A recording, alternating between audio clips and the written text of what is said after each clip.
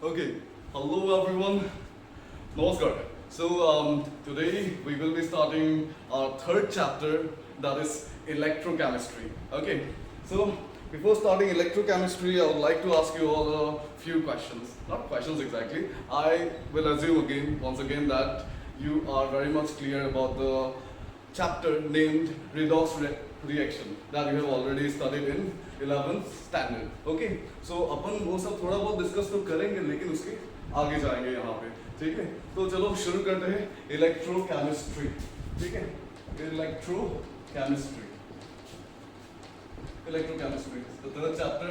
And तुम्हारे boards पे यहाँ से करीब 5 मार्क्स आने वाला है. 5 marks.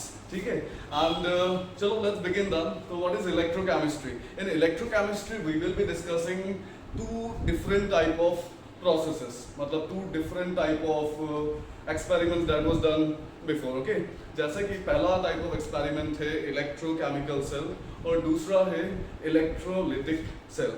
ठीक है ना, इसके अलावा भी बहुत कुछ पढ़ना होता है, तो basically we'll be talking about this two topics. ठीक है, तो we'll be starting with electrochemical cell today. First we'll try to understand these two processes and then we'll go in deep about this electrochemical cell. So electrochemistry, it deals with two different processes. The first one is that it deals with production of electricity from spontaneous chemical reactions. अब इसका मतलब क्या है? It deals with production of electricity from spontaneous chemical reactions.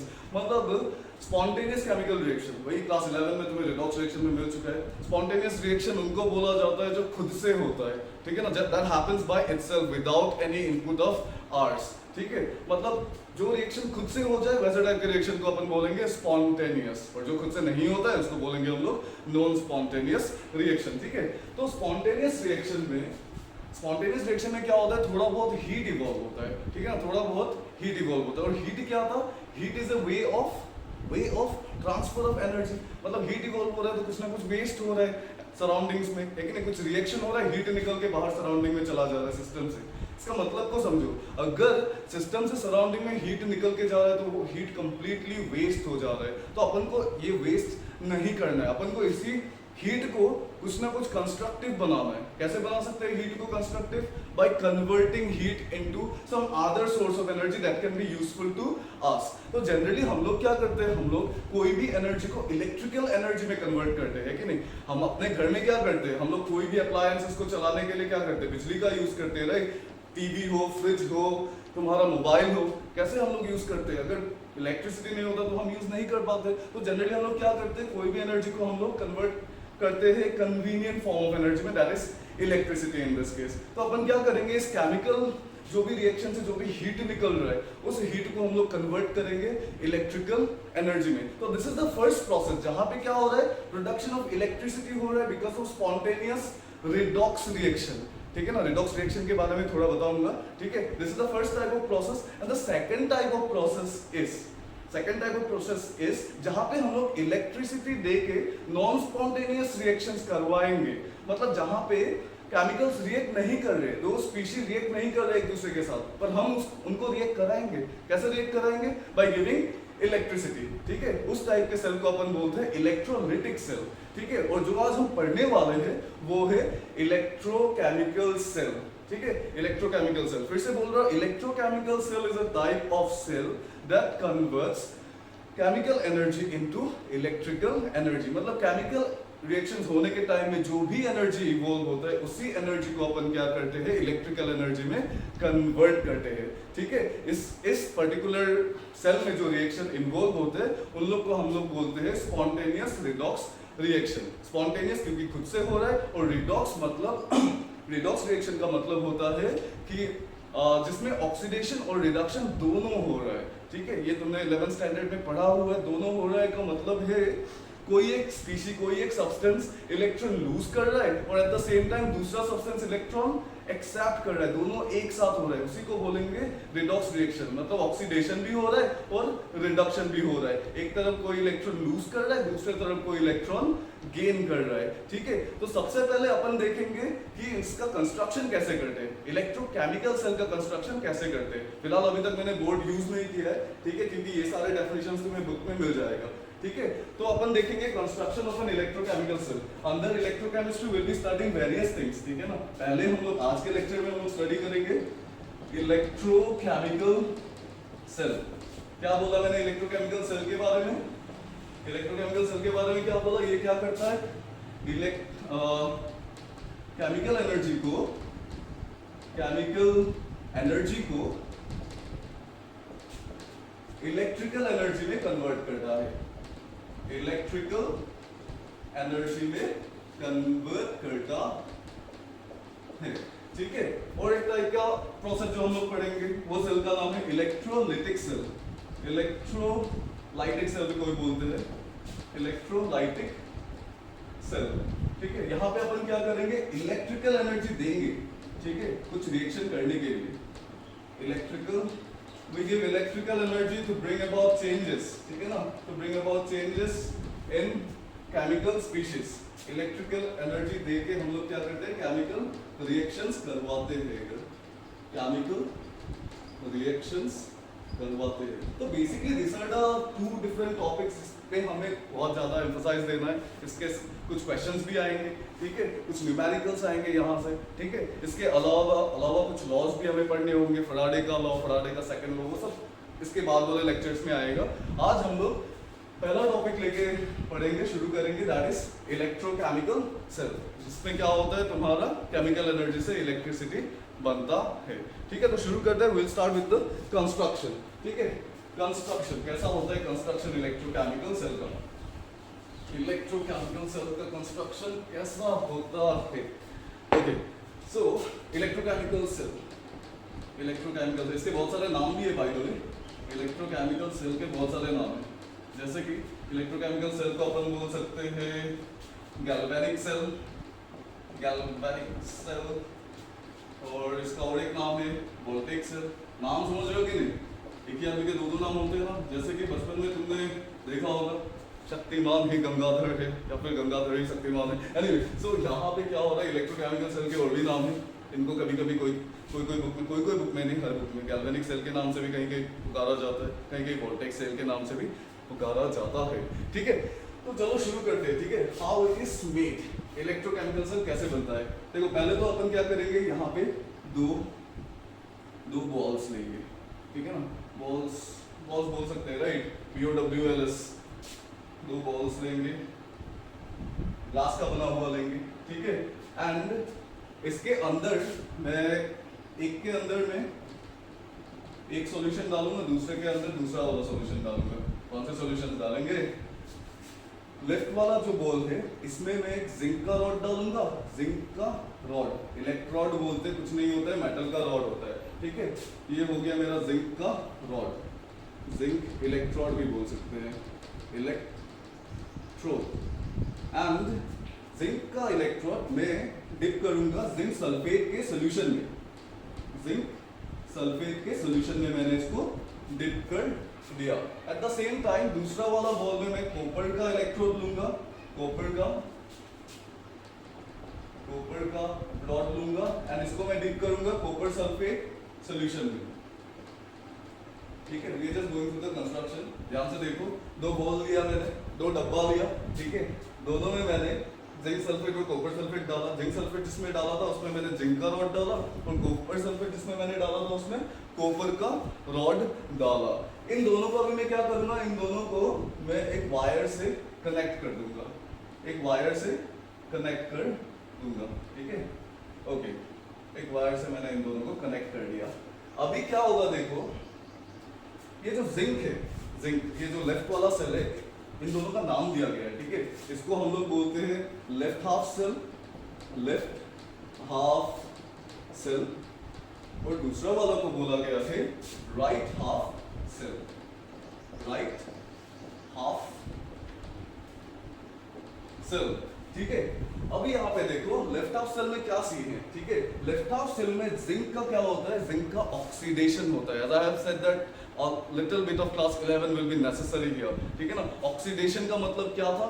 Losing of electrons, मतलब zinc will be breaking down, zinc will be breaking down into two different components here। मतलब कैसे टूटेगा zinc? Zinc will break down into Zn2+ and 2 electrons, ठीक है।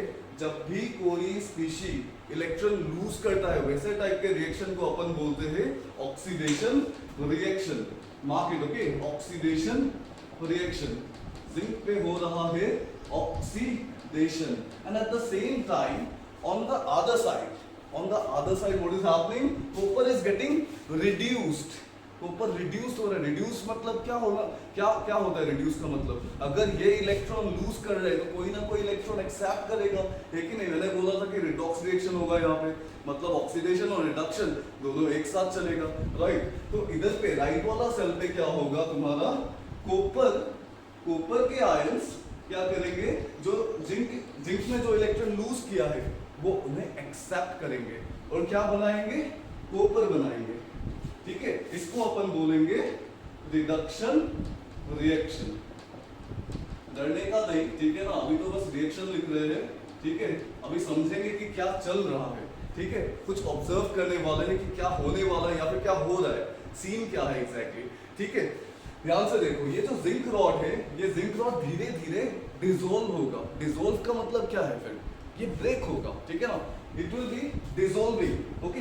While dissolving क्या होगा, ये इसका थिकनेस धीरे धीरे कम होगा ना, कि डिसॉल्व हो रहा है मतलब ब्रेक हो रहा है, इसका थिकनेस धीरे धीरे कम हो जाएगा। मतलब जिंक का एक कंपोनेंट जो कि Zn2+ है वो नीचे सोल्यूशन में आ जाएगा, सोल्यूशन में Zn2+ आ जाएगा और जो इलेक्ट्रॉन्स है वो बाहर निकल के चला जाएगा, वो इलेक्ट्रॉन्स बाहर निकल के इधर जाएगा, दूसरे सेल की तरफ जाएगा, जो कि हमने राइट हाफ सेल बोला। बाय द वे इन दोनों इलेक्ट्रोड को नाम भी दिया गया है, इसको हम लोग बोलते हैं कैथोड, कॉपर वाला रॉड को हम लोग बोलते हैं कैथोड और जिंक वाला रॉड को हम लोग बोलते हैं एनोड, ठीक है।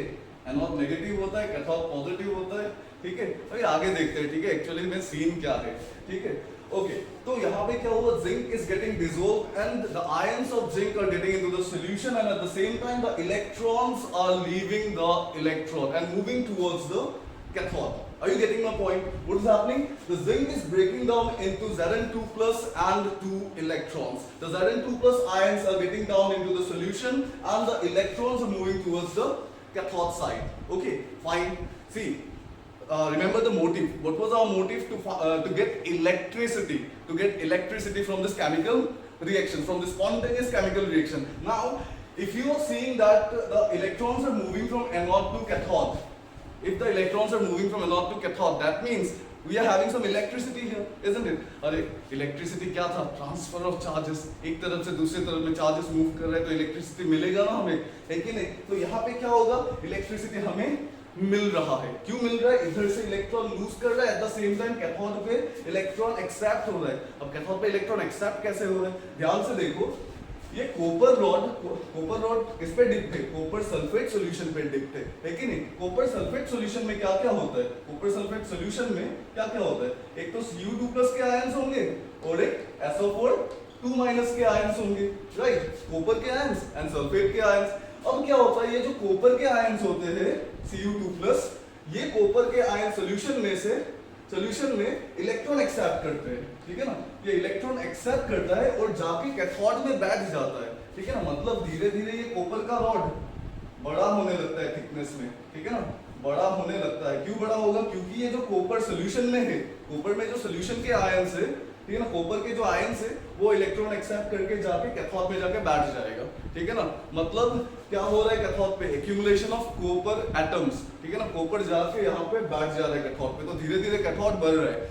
जहाँ पे एनोड धीरे धीरे टूट रहा है, डिसॉल्व हो रहा है, एट द सेम टाइम वहाँ पे क्या हो रहा है? कैथोड धीरे धीरे बढ़ रहा है, ठीक है? ओके, एंड इसी का रिएक्शन हमने लिखा Cu2+ + 2 इलेक्ट्रॉन। ये इलेक्ट्रॉन कहाँ से आया? लेफ्ट वाले सेल से आया, ठीक है? ये इलेक्ट्रॉन एक्सेप्ट करके इधर कॉपर ने बना लिया Cu, ठीक है? Cu2+ + 2 इलेक्ट्रॉन क्या बन रहा है? कॉपर। इसी को बोलेंगे हम लोग रिडक्शन रिएक्शन, ठीक है? एक है ऑक्सीडेशन रिएक्शन और दूसरा है reduction reaction. I hope you are getting my point. On one hand, the zinc rod is getting dissolved, and on the other hand, on the copper rod, what is happening? The copper atoms are getting accumulated on it, and eventually, what is happening? The copper rod is getting, उसका thickness बढ़ रहा है, ठीक है? Copper का thickness, copper का rod का thickness क्या हो रहा है? इवेंचुअली बढ़ रहा है, ठीक है? Now, here arises a problem. एक प्रॉब्लम यहाँ पे शुरू होता है, ठीक है ना। वो प्रॉब्लम क्या है? अभी प्रॉब्लम ऐसा है, ये जो फ्लो ऑफ इलेक्ट्रॉन है तुम्हारा लेफ्ट हाफ सेल से राइट हाफ सेल, ये फ्लो ऑफ इलेक्ट्रॉन कुछ टाइम में बंद हो जाता है, ठीक है ना। What we have observed, the flowing of electrons stops abruptly, ठीक है ना। स्टॉप्स एब्रप्टली मतलब ऑल ऑफ अ सडन, ठीक है। अगर फ्लो ऑफ इलेक्ट्रॉन बंद होता है तो इलेक्ट्रिसिटी का फ्लो भी बंद हो, आई मीन इलेक्ट्रिसिटी जो हमें मिल रहा था वो भी बंद हो जाएगा, है कि नहीं? बात को समझ रहे हो कि नहीं? जो भी हमें इलेक्ट्रिसिटी मिल रहा था वो भी बंद हो जाएगा। तो अभी हम लोग क्या करेंगे, लाइक अगर ये इलेक्ट्रॉन का फ्लो कैसे बंद हुआ और क्यों बंद हुआ, what is the point behind it? Anybody think about it? Let me have some water, it's too hot here today, probably around 39 degree Celsius. तो सोचो क्या हो रहा है यहाँ पे। Okay, let's get back then. As I have told you already that the zinc electrode is breaking, that the zinc electrode is undergoing oxidation. That means zinc is breaking down. See, solution में क्या था? Zinc sulphate का solution था। Zinc sulphate मतलब होता क्या है? Zinc से क्या क्या निकलता है? Zn2+ का आयंस निकलता है और SO4 2- का आयंस निकलता है। मतलब सोल्यूशन में ऑलरेडी जिंक का आयन है और SO4 2- का आयन है। सल्फेट का आयन भी है, जिंक का आयन भी है। अभी जब जिंक ब्रेक हो रहा है, जिंक ब्रेक होके क्या हो रहा है? Zn2+ का आयन सोल्यूशन में आ रहा है। तो धीरे धीरे क्या होगा? Zn2+ का आयन धीरे धीरे सोल्यूशन में आते आते क्या हो जाएगा? ये Zn2+ का कंसंट्रेशन बढ़ नहीं जाएगा क्या? मतलब इनिशियली Zn2+ और SO4 2- इन दोनों का कंसंट्रेशन इक्वल था, ठीक है ना। दोनों का कंसंट्रेशन इक्वल था। Zn2+ 10 है तो SO4 2- 10 ही है। लेकिन धीरे धीरे क्या होगा, क्योंकि यहाँ से Zn2+ गिर रहा है तो धीरे धीरे जिंक का कंसंट्रेशन बहुत ज्यादा बढ़ जाएगा सोल्यूशन में, राइट। अगर बहुत ज्यादा बढ़ जाएगा तो ये वाला सेल कहीं ना कहीं पॉजिटिवली चार्ज नहीं हो जाएगा क्या? पॉजिटिवली चार्ज हो जाएगा। और अगर ये पॉजिटिवली चार्ज हो जाता है, मैं लेफ्ट हाफ सेल का बात बोल रहा हूँ, अगर ये पॉजिटिवली चार्ज हो जाता है, ठीक है ना, तो क्या ये इलेक्ट्रॉन्स बाहर जाने देगा क्या? क्या ये ऑक्सीडेशन होने देगा? नहीं होने देगा। क्यों नहीं होने देगा? That is the main question here. The question is, यहां से इलेक्ट्रॉन जो बाहर जा रहा था, ठीक है ना, वो स्टॉप हो जाएगा जस्ट बिकॉज ये पॉजिटिवली चार्ज हो गया है। हमने बचपन में पढ़ा है that like charges repel and unlike charges attract. ये सेल पॉजिटिवली चार्ज हो गया और इलेक्ट्रॉन नेगेटिवली चार्ज है कि नहीं? दोनों ऑपोजिटली चार्ज है तो उसको जाने नहीं देगा ना, अट्रैक्ट कर लेगा, खींच लेगा अपने तरफ, है कि नहीं? जाने तो बिल्कुल नहीं देगा। दोनों ऑपोजिट चार्जेस दोनों हैं, राइट। तो क्या होता है, यहाँ पे इलेक्ट्रॉन का फ्लो बंद हो जाता है, ठीक है। यहाँ से इलेक्ट्रॉन जा नहीं सकता है। अगर इलेक्ट्रॉन नहीं जाएगा तो हमें करंट मिलेगा नहीं, right. Eight the same time इधर पे क्या सीन चल रहा है ये भी समझो, ठीक है ना। यहाँ पे भी सोल्यूशन में क्या था? कॉपर सल्फेट के सोल्यूशन में Cu2+ था और SO4 2- था, है कि नहीं? कॉपर के आयंस थे और सल्फेट के आयंस थे। कॉपर के आयंस धीरे धीरे जाके कहाँ पे ऐड हो रहा है? कैथोड पे जाके एक्यूमुलेट हो रहा है, कैथोड बढ़ रहा है धीरे धीरे, राइट। तो एट द सेम टाइम यहाँ पे सल्फेट के आयंस इंक्रीज हो रहे हैं क्या? तो फिर नहीं, इंक्रीज तो नहीं हो रहे, डिक्रीज हो रहा है क्या? डिक्रीज भी नहीं हो रहा है ऑफ कोर्स। लेकिन क्या हो रहा है, क्योंकि कॉपर डिक्रीज हो रहा है तो इवेंचुअली बच क्या रहा है?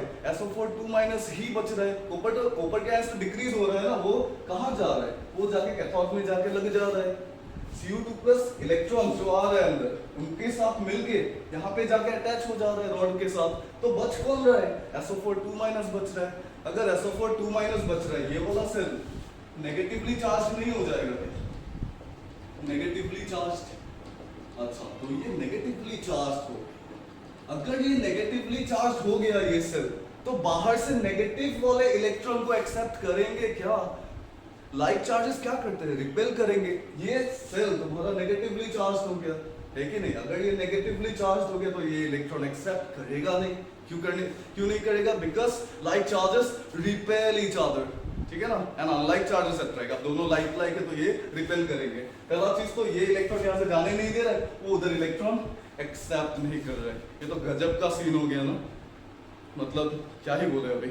तो अभी क्या करेंगे, क्या कर सकते हैं इस कंस्ट्रक्शन को पूरा करने के लिए? मतलब हमें तो बिजली चाहिए ना, हमें बिजली चाहिए। अब ऐसा क्या करेंगे कुछ तो इम्प्रोविजन करना पड़ेगा ना। ये जो भी कंस्ट्रक्शन है ये शायद कंप्लीट नहीं है, राइट? ये शायद कंप्लीट नहीं है, अभी कंप्लीट कैसे करेंगे? कुछ ना कुछ इसमें डालना है। जिसने जिसने ऑलरेडी ये चैप्टर पढ़ लिया उनको पता होगा, शायद हमने कहीं ना कहीं पढ़ा है, कहीं ना कहीं पढ़ा है सॉल्ट ब्रिज के बारे में। सॉल्ट ब्रिज नमक का बना होता है, राइट? सॉल्ट ब्रिज, नमक का ब्रिज, ऐसा ही कुछ है ना? अच्छा, ऐसा कुछ नहीं है, ठीक है? सॉल्ट ब्रिज इसको बोलते हैं हम लोग, सॉल्ट ब्रिज, ठीक है? Salt bridge, okay. अब ये सॉल्ट ब्रिज क्या करेगा? कंस्ट्रक्शन में हमने कुछ नया चीज लाया जिसका नाम है सॉल्ट ब्रिज। क्या ये हमारा प्रॉब्लम सोल्व कर सकता है? हमारा प्रॉब्लम क्या था on the first place? Problem था हमारा कि यहाँ से यहाँ इलेक्ट्रॉन फ्लो नहीं हो रहा है। इलेक्ट्रॉन फ्लो नहीं हो रहा है तो हमें इलेक्ट्रिसिटी नहीं मिल रहा है। तो प्रॉब्लम सॉल्व करने के लिए हमने लाया सॉल्ट ब्रिज को, ठीक है? सॉल्ट ब्रिज क्या करेगा? दोनों सेल को कनेक्ट करेगा, ठीक है ना? दोनों सेल के बीच में एक जो गैप था उसको कम कर रहा है अभी, ठीक है ना? ध्यान से देखो, यहाँ पे सॉल्ट ब्रिज के अंदर हम लोग लेते हैं कुछ इलेक्ट्रोलाइट्स, ठीक है ना? कुछ इलेक्ट्रोलाइट्स लेते हैं, जैसे कि हम यहाँ पे KCl ले लेंगे, इसके अलावा भी ले सकते हैं NH4Cl भी ले सकते हैं, अमोनियम क्लोराइड। हम लोग KCl ले रहे हैं, ठीक है? क्यों ले रहे हैं देखते हैं। इनको बोला जाता है इलेक्ट्रोलाइट्स, ठीक है ना? इलेक्ट्रोलाइट्स क्या था? Electrolytes are substances through which electricity can pass. ऐसा ही कुछ था क्या? शायद ऐसा ही कुछ था ना? अच्छा देखो, ये होता है inert electrolyte. Inert electrolyte, inert क्या होता है? इनर्ट ये नाम सुना सा लग रहा है ना? क्लास 10 में पढ़ा था शायद इनर्ट। अच्छा, inert is something that do not participate in any reaction. That is the meaning of inert, ठीक है ना? कोई पार्टिसिपेशन नहीं करता है, लेकिन यहाँ पे सीन थोड़ा सा अलग है, शायद पार्टिसिपेट करता है, ठीक है ना? चलो देखते हैं क्या होता है। KCl, ठीक है ना? KCl हमने लिया, ठीक है? तो KCl का क्या होगा इधर? KCl के अंदर क्या क्या आयंस है? एक तो पोटेशियम के आयंस होंगे और एक क्लोरीन के आयंस होंगे, राइट? तो पोटेशियम का आयंस क्या होता है यहाँ पे? इधर दो आयंस, एक K+ और एक Cl-। ये जो पोटेशियम का आयंस है ये मूव करेगा तुम्हारा कैथोड वाला सेल के तरफ, और दूसरा जो क्लोरीन के आयंस है ये मूव करेगा तुम्हारा इस तरफ, एनोड वाला सेल के तरफ। क्यों मूव किया ये दोनों अलग अलग सेल के तरफ? एक ही सेल में क्यों मूव नहीं किया? अरे there is a reason. Anode वाले सेल में कौन आ रहा है? Cl- आ रहा है। एनोड वाला सेल कैसा चार्ज हो गया था? Positively charge. पॉजिटिवली चार्ज है तो अनलाइक वाले चार्जेस को आने देंगे ना, तो Cl- नेगेटिव है, तो ये क्या कर रहा है? नेगेटिव चार्जेस को अंदर आने दे रहा है। And at the same time cathode वाला सेल, राइट हाफ सेल कैसा चार्ज हो गया था? नेगेटिवली चार्ज हो गया था। ये क्या करेगा? तुम्हारा पोटेशियम के आयंस को आने देगा अंदर। अब सीन क्या है? आने तो दे दिया अंदर, ठीक है? कहाँ इलेक्ट्रॉन पास हो रहा है? अभी भी तो पास नहीं हो रहा है। अरे होगा, देखो क्या हो रहा है। ये जो क्लोरीन है ये अंदर आके, ठीक है ना, अंदर आके जिंक के साथ बॉन्ड बना लेता है, ठीक है ना? जिंक का कंसंट्रेशन ज्यादा हो गया था ना लेफ्ट हाफ सेल में, जिंक का कंसंट्रेशन ज्यादा हो गया था, तो क्या करेगा? ये क्लोरीन इधर आके जिंक के साथ बॉन्ड बना लेगा। तब क्या होगा? Eight the same time concentration थोड़ा सा तो कम होगा ना कहीं जो जिंक इसको पकड़ के रखा हुआ था, इलेक्ट्रॉन को पकड़ के रखा हुआ था, कहीं ना कहीं कंसंट्रेशन टूटेगा। लेकिन इधर क्लोरीन के साथ बॉन्ड बनाने के चक्कर में उधर इलेक्ट्रॉन निकल के भागा। बात को समझ रहे हो? इधर क्लोरीन के साथ बॉन्ड बनाने के चक्कर में उधर इलेक्ट्रॉन भागा, तो क्या हो रहा है? इवेंचुअली इलेक्ट्रॉन का फ्लो वापस से कंटिन्यू हो रहा है। इधर राइट हाफ सेल में अभी क्या हो रहा है? इधर देखते हैं राइट हाफ सेल में तुम्हारा पोटेशियम अंदर गया। पोटेशियम अंदर जाके इधर पे क्या हो रहा था? सल्फेट के आयंस बढ़ रहे थे? बढ़ नहीं रहे थे, सल्फेट के आयंस ज्यादा है फिलहाल, क्योंकि कॉपर के आयंस एक्यूमुलेट हो गया था कैथोड में, ठीक है? तो यहाँ पे क्या हो रहा है? ये पोटेशियम जाके सल्फेट के साथ पोटेशियम सल्फेट बना लेता है। इधर सल्फेट बनाने के चक्कर में क्या हो रहा है? ये जो नेगेटिवली चार्ज्ड था और जो ये इलेक्ट्रॉन्स को आने नहीं दे रहा था, ठीक है ना, ये भी बंद हो गया। मतलब एक तरफ ये बॉन्ड बनाना चला, उधर इलेक्ट्रॉन घुस गया चुपके से, ठीक है ना? मतलब इलेक्ट्रॉन का फ्लो दोनों तरफ से भी कंटिन्यू हो गया, इधर से निकल रहा है, इधर पे घुस रहा है। Because of whom? Because of the electrolyte. But there again there is a major part. I said that the electrolyte is inert. That means ये पार्टिसिपेट नहीं करेगा रिएक्शन में, पर यहाँ पे तो रिएक्शन में पार्टिसिपेट कर रहा है। देखो, try to understand this in this way.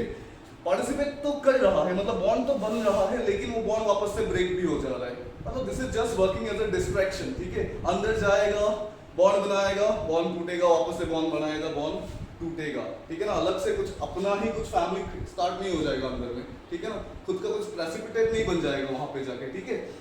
तो दैट इज हाउ क्या हो रहा है, दोनों तरफ में इलेक्ट्रॉन फ्लो वापस से कंटिन्यू होना चालू हो जाता है, ठीक है। एंड इवेंचुअली क्या हो रहा है, हमें वापस से इलेक्ट्रिसिटी दोनों तरफ मिल रहा है, ठीक है। इलेक्ट्रिसिटी इधर से मूव कर रहा है तो बीच में तुम्हें गैल्वेनोमीटर रख दो, ठीक है। उसका वो जो एरो होगा वो डिफ्लेक्ट करेगा, पता चलेगा कि इलेक्ट्रिसिटी फ्लो हो रहा है कि नहीं। अगर डिफ्लेक्ट नहीं कर रहा है तो नो इलेक्ट्रिसिटी, ये सब तो पता होगा, राइट। ओके, सो तो यहाँ से कुछ क्वेश्चंस बनते हैं। क्वेश्चंस कैसे वाले बनते हैं, लाइक सॉल्ब्रिज ने आके सडनली क्या कर दिया, ठीक है ना। कुछ इम्प्रोविजन हुआ ना कंस्ट्रक्शन में, इस इम्प्रोविजन को हमने डैनियल सेल में देखा, ठीक है ना, डैनियल सेल। अच्छा, सॉल्ब्रिज का काम क्या होता है, सॉल्ब्रिज फंक्शंस क्या होते हैं सॉल्ब्रिज का। पहला फंक्शन होता है it maintains the electrical neutrality of both the half cell, ठीक है ना। या फिर तुम ऐसे भी बोल सकते हो that because of the salt bridge the circuit is complete. इससे पहले सर्किट कंप्लीट नहीं था, सॉल्ब्रिज की वजह से क्या हुआ, सर्किट कंप्लीट हो गया।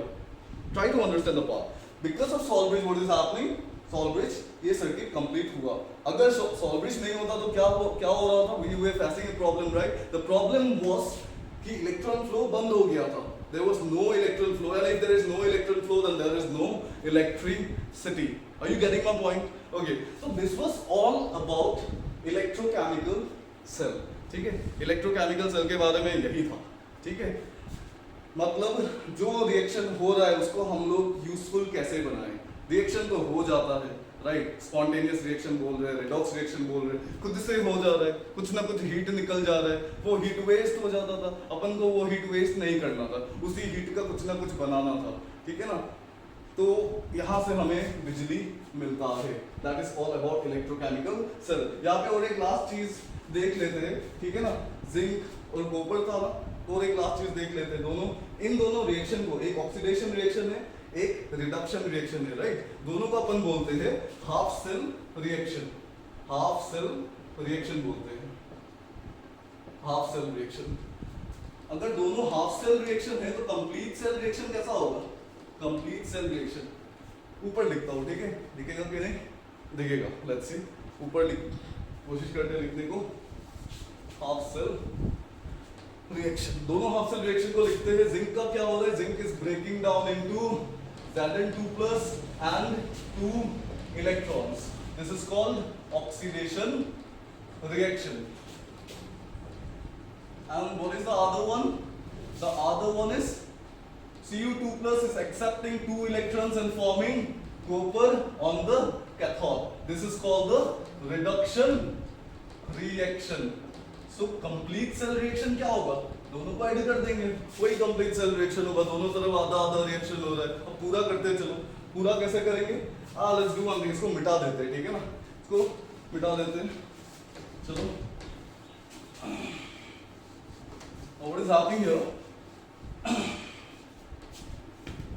दोनों को हम लोग ऐड करेंगे तो मिलेगा हमें complete cell reaction. Complete cell reaction लिखने के टाइम में एक चीज याद रखना है हमें, कंप्लीट सेल रिएक्शन में हम ये जो इलेक्ट्रॉन का टर्म है ये मेंशन नहीं करते। मतलब समहाउ हमें क्या करना होता है, इलेक्ट्रॉन के टर्म को कैंसल आउट करना होता है, ठीक है। तो यहाँ पे अपन देखेंगे, यहाँ पे तो ऑलरेडी कैंसल आउट हो ही जाएगा। राइट हैंड साइड में 2 इलेक्ट्रॉन है, लेफ्ट हैंड साइड में +2 इलेक्ट्रॉन है, तो दोनों एक दूसरे को कैंसिल कर देंगे। तो क्या बचेगा, इधर Zn+ Cu2+ बच गया, और इधर क्या बचा, Zn2+ Cu। इसी को अपन बोलते हैं, क्या बोलते हैं इसको, complete cell reaction, complete cell reaction, complete cell reaction. Okay, so ये वीडियो थोड़ा सा प्रीवियस वाले वीडियो से लंबा हो गया है। देयर इज ए रीजन, सी अभी क्लास 12 पहुंच चुके हैं तो वीडियोस लंबे ही होंगे, राइट। वो छोटे छोटे वीडियोस नहीं मिलने वाले हैं। तो द थिंग इज दैट ये था हमारा इलेक्ट्रोकेमिकल सेल, ठीक है। कंस्ट्रक्शन देखा हमने, कैसे रिएक्शन लिखना है, ऑक्सीडेशन रिएक्शन कैसे लिखते हैं, रिडक्शन रिएक्शन कैसे लिखते हैं, ये हमने देखा आज, ठीक है। कंप्लीट सेल रिएक्शन कैसे लिखते हैं देखा, ठीक है। सॉल्वेंट्स के बारे में सुना हमने, सॉल्वेंट्स के बारे में थोड़ा बहुत पढ़ लिया, ठीक है। फिर अगले क्लास में मैं तुम लोगों को सिखाने वाला हूँ कुछ अबाउट EMF, ठीक है ना, इलेक्ट्रोमोटिव फोर्स, ठीक है, फिजिक्स में शायद पढ़ लिया है, यहाँ पे भी पढ़ेंगे। इलेक्ट्रो पोटेंशियल क्या होता है पढ़ेंगे, सेल पोटेंशियल क्या होता है, इस सेल का पोटेंशियल कितना है जो हमने आज बनाया, जिसको हम डैनियल सेल भी बोलते हैं, ठीक है, जिंक कॉपर सेल को अपन डैनियल सेल भी बोलते हैं। इसका पोटेंशियल स्टैंडर्ड EMF होता है तुम्हारा 1.1 वोल्ट, ठीक है, कैसे आता है 1.1 वोल्ट ये देखेंगे, ठीक है। तो स्टैंडर्ड EMF के बाद अगले वीडियोस में हमें EMF भी देखना है, ठीक है ना। अगर स्टैंडर्ड नहीं हो, अलग अलग कंसंट्रेशन में क्या होगा, ठीक है, तो कंसंट्रेशन टर्म्स एंड ऑल अगले वीडियो में डिस्कस करेंगे। आज के लिए इतना ही। This is all about electrochemical cell. If you have any kind of doubt regarding the video, then you can just comment below so that I can know it, right? So this is all for today. See you in the next video. Bye bye.